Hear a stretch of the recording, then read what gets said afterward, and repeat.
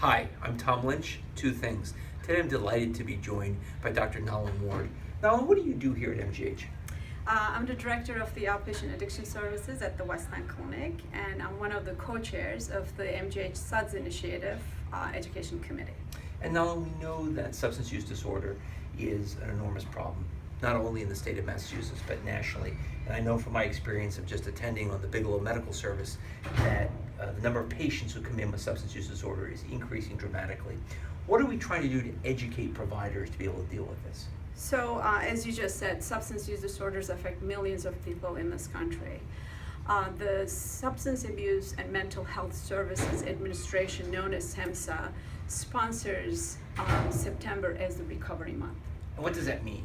Recovery Month is really to increase awareness for behavioral health conditions and substance use disorder.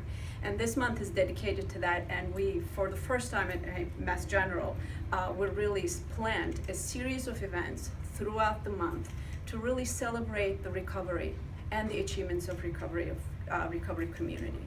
So we have a lot of things planned. Just to give you a sense of what we have, what we're going to be doing, we have a big kickoff event at the Bullfinch tent. Dr. Slavin will be joining us, as well as state and local officials, city officials, leaders of the community, and local organizations. Throughout the month, we have, you will see us at the at an informational table at the Coffee Central. We have weekly informational, educational meetings, talks at the Blum Center. We're going to be covering a lot of different topics, and we will be talking about what MGH has done so far to really combat the disease of addiction, and also educate people that this is a chronic brain disease. And now one of the questions, last question I want to ask you is what should a doc do first line when they're encountering a patient? I mean, I know obviously our primary care community is well attuned to this, but what about specialists who might not think about it as much?